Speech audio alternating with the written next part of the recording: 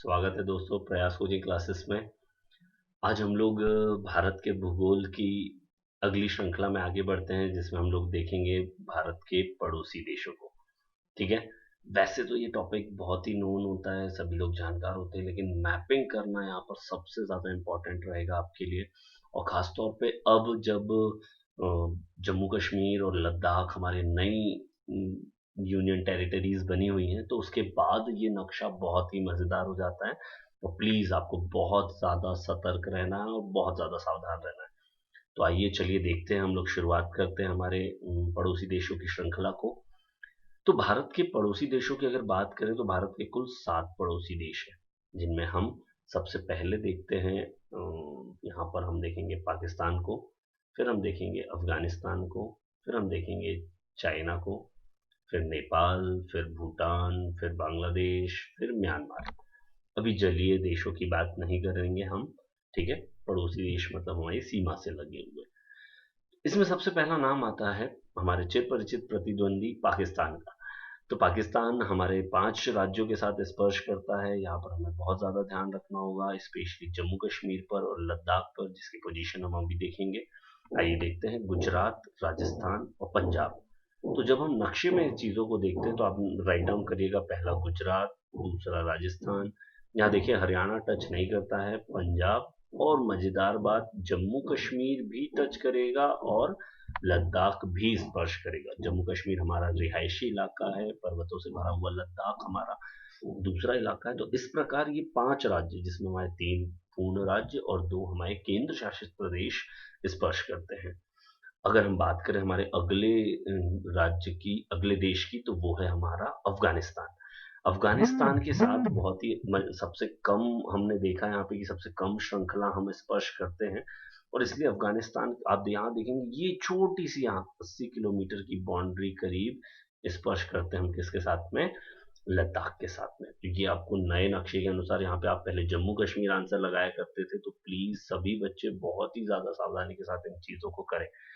अब हम बात करते हैं हमारे तीसरे पड़ोसी देश, वो है हमारा चाइना। चाइना देखिए, यहाँ पर अगेन लद्दाख, लद्दाख के बाद हिमाचल प्रदेश, फिर उत्तराखंड, सिक्किम और अरुणाचल प्रदेश। ये 5 राज्य आपको यहाँ पर पुनः देखने के लिए प्रदर्शित होते हैं।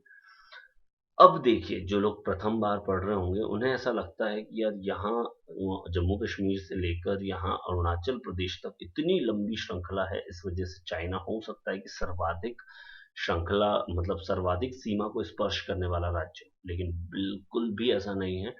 चीन बिल्कुल भी सर्वाधिक सीमा स्पर्श नहीं करता। उसका कारण क्या है, यहाँ देखें। सबसे पहले आपको ध्यान रखना उत्तराखंड की इस सीमा तक, केवल ये सीधा, ये लद्दाख का हिस्सा, ये थोड़ा सा हमारा हिमाचल का हिस्सा और ये हमारा उत्तराखंड का हिस्सा, ये 3 राज्य यहाँ, ये छोटी सी श्रृंखला हमारी सिक्किम की, और ये थोड़ा सा बड़ा हिस्सा किसका, अरुणाचल प्रदेश। इतनी चीजें आपको ध्यान रखनी है कि किससे स्पर्श करती है, चाइना के साथ में स्पर्श करती है। अदरवाइज पूरी बॉर्डर स्पर्श नहीं करती, क्योंकि बीच में हमारा नेपाल आ जाता है। आइए उसे भी देख लेते हैं। तो हम लोग बात करते हैं नेपाल की। तो जो हमारा अगला देश है वो है नेपाल, जो कि उत्तराखंड, उत्तर प्रदेश, बिहार, पश्चिम बंगाल और सिक्किम, इन राज्यों को स्पर्श करता है। इन्हें भी हम मैपिंग में बहुत अच्छे से देखेंगे, थोड़ा गौर करिएगा। अब हम यहाँ बात करते हैं नेपाल की। तो नेपाल के लिए आप यहाँ देखेंगे सबसे पहले उत्तराखंड, फिर आप देखेंगे उत्तर प्रदेश, फिर आप देखेंगे यहाँ पे बिहार, फिर आप देखेंगे सिक्किम। लेकिन मजेदार बात है, आप ये ग्रीन कलर का हिस्सा देखें, ये आपको देखने मिलेगा कि यहाँ छोटी सी बाउंड्री है जो स्पर्श कर रही है, मैं यहाँ पे मार्कर डार्क हो रहा है, ये है आपका बांग्लादेश का हिस्सा।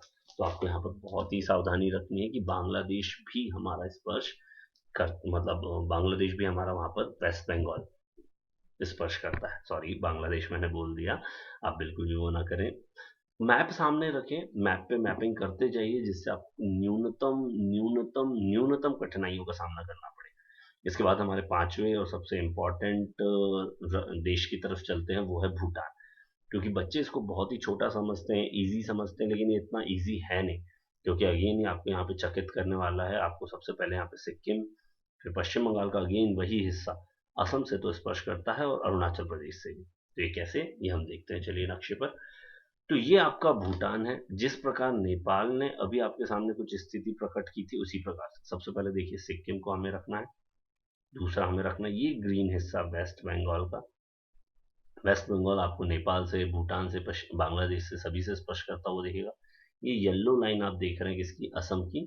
और फिर आप अरुणाचल प्रदेश को तो इजीली डायग्नोस कर सकते हैं। तो यहाँ पर बहुत ही ज़्यादा मायने रखता है आपके लिए, तो प्लीज़ इसे भी मैपिंग करिए और इसे ध्यान रखिएगा। हम अगले छठवें देश की तरफ चलते हैं, जो कि है म्यांमार, पहले बर्मा के नाम से भी जाना जाता था। आप किनारे के चारे हमारे चारों पूर्वोत्तर राज्यों को आप देखेंगे। सबसे पहला अरुणाचल प्रदेश, दूसरा नागालैंड, तीसरा मणिपुर, चौथा मिजोरम, है ना। हम लोग इसको बोलते हैं और उनको नागमणि मिली। ऐसे सभी सभी राज्यों की विशेष ट्रिक है, आप उनका भी फॉलो कर सकते हैं। यहाँ देखें, अरुण से हमारा तात्पर्य था अरुणाचल प्रदेश, फिर नागालैंड से हमारा तात्पर्य था नागालैंड, मणिपुर से हमारा तात्पर्य था मणिपुर, और मिजोरम से हमारा तात्पर्य था मिजोरम। यहाँ पर बहुत ही ज़्यादा मायने रखती है ये चीज़ों को आपको करना है। फिर आप ध्यान देंगे यहाँ पर। नेक्स्ट हम चलते हैं, पूरी बाउंड्री आप देखें।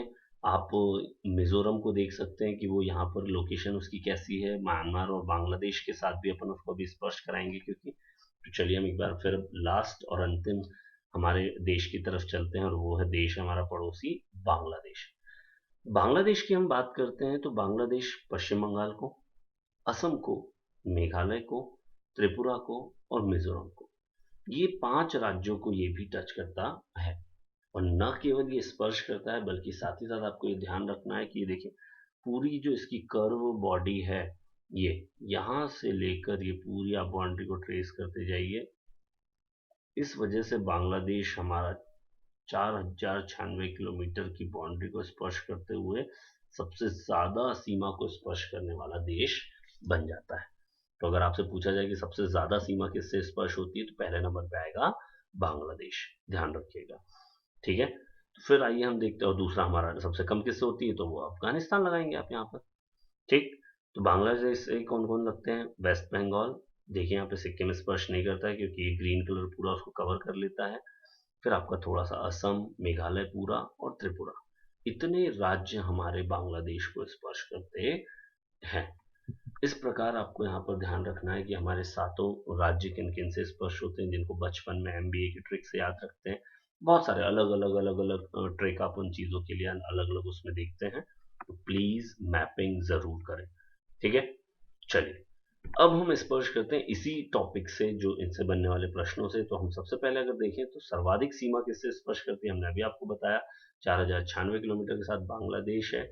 और न्यूनतम सीमा किससे करती है, तो ये आपने अभी देखा अफगानिस्तान के साथ, जो कि 80 किलोमीटर। देखेंगे ऐसे राज्य जो 3 पड़ोसी देशों को स्पर्श करते हैं, ये प्रश्न बहुत ज्यादा मायने रखता है, क्योंकि नक्शे पे इन चीजों को साबित करना होता है, प्रूव करना होता है, बनना चाहिए आपसे, भरेंगे कैसे। तो इसे आप देख लें, जैसे सबसे पहला सिक्किम।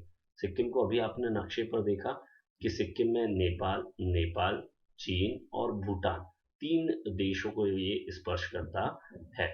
दूसरा आप यहाँ पे ले रहे हैं अरुणाचल प्रदेश को, तो अरुणाचल प्रदेश को भी आप देख लें। अरुणाचल प्रदेश पहले भूटान के साथ में, फिर चीन के साथ में, और फिर म्यांमार के साथ में स्पर्श करता है। अगला अगर हम बात करते हैं वेस्ट बंगाल की, पश्चिम बंगाल की, तो पश्चिम बंगाल को भी हम नक्शे पे देख लेते हैं। पश्चिम बंगाल में तो अभी हमने देखा कि देखिए ग्रीन पूरी बॉर्डर इसकी बांग्लादेश के साथ तो बहुत बड़ी बॉर्डर शेयर करता है, लेकिन नेपाल के साथ में और भूटान के साथ में भी इसकी शेयरिंग। और एक सबसे ज्यादा जिनके आने की संभावना अभी है, वो है लद्दाख। लद्दाख की लोकेशन वैसी है जैसी पहले जम्मू कश्मीर की हुआ करती थी। तो लद्दाख को जब आप देखते हैं, तो पहले पाकिस्तान, फिर अफगानिस्तान और फिर चीन, इन 3 देशों के साथ में वो अपनी सीमा को स्पर्श करता है। जिस प्रकार स्थलीय सीमा मायने रखती है, उसी प्रकार जलीय सीमा भी मायने रखती है।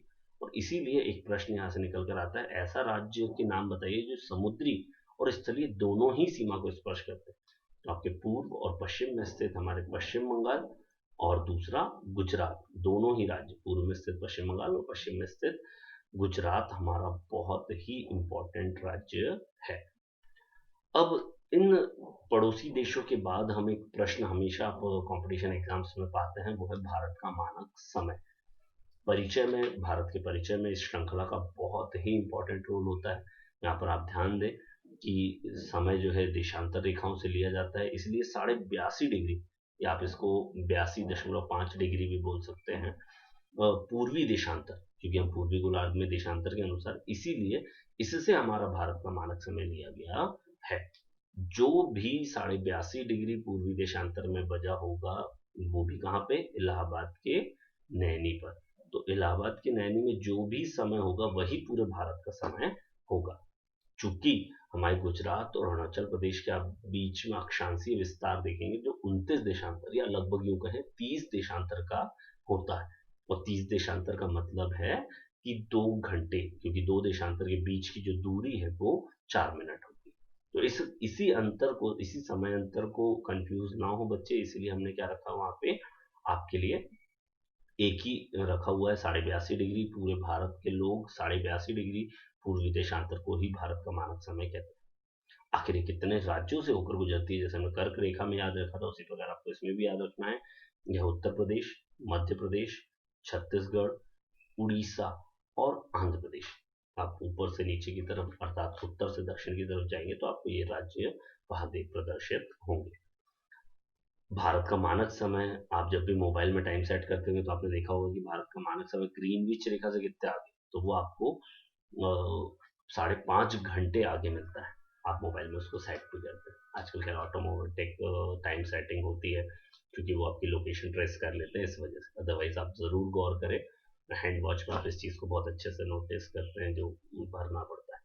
ठीक है, चलिए फिर हम आगे बढ़ते हैं। ये भारत के पड़ोसी देशों को जानने के पश्चात पड़ोसी देशों से ज्यादा महत्वपूर्ण प्रश्न निकल कर आते हैं, उनके साथ सीमा के स्थानांतरण को क्या नाम दिया गया।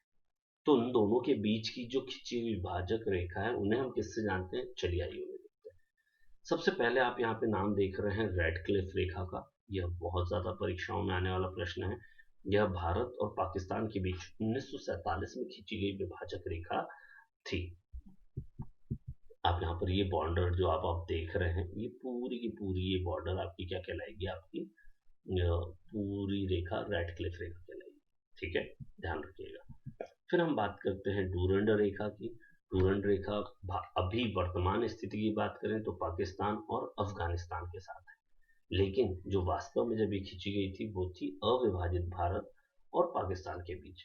अगेन आप इसे मैप पे देखिए तो आपको ये जो एक रेखा यहाँ पे देखने मिल रही है, ये जो बाउंड्री है, ये आपकी डूरंड रेखा है।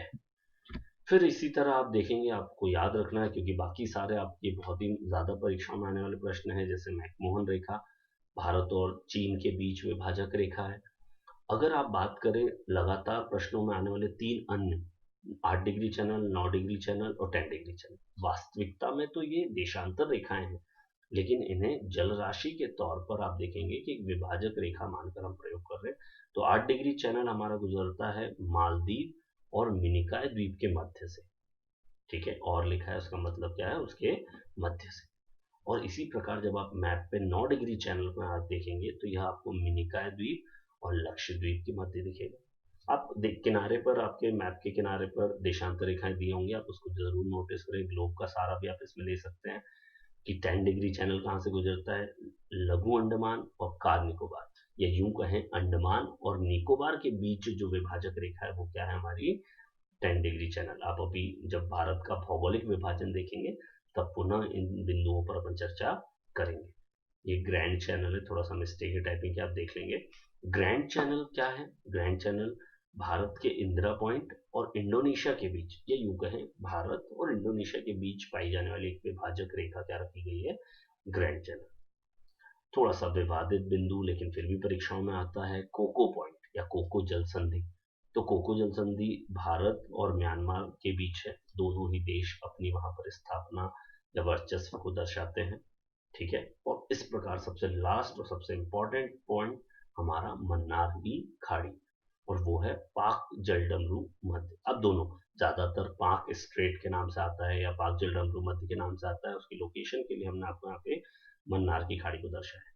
और वो सिर्फ और सिर्फ किसके बीच है, भारत और श्रीलंका, इसका पाकिस्तान से कोई भी लेना देना नहीं है। तो वह भारत और श्रीलंका के बीच, यदि आप जल राशियों की बात करें तो हिंद महासागर और बंगाल की खाड़ियों को जोड़ने के लिए क्या है, तो वहां पे मन्नार की खाड़ी आंसर आता है। इसलिए हमने आपको उस पॉइंट को इस तरह से दर्शाया है। तो प्लीज सभी बच्चों, आज आपका भारत का परिचय पूर्णतः समाप्त हुआ। इन दोनों लेक्चर्स को आपको बहुत अच्छे से लिखना है, सारे क्वेश्चंस तैयार करने हैं, जो भी डाउट हो आपको पूछना है, क्योंकि आज से 3 दिन बाद आपका इसमें टेस्ट भी होगा। All the best.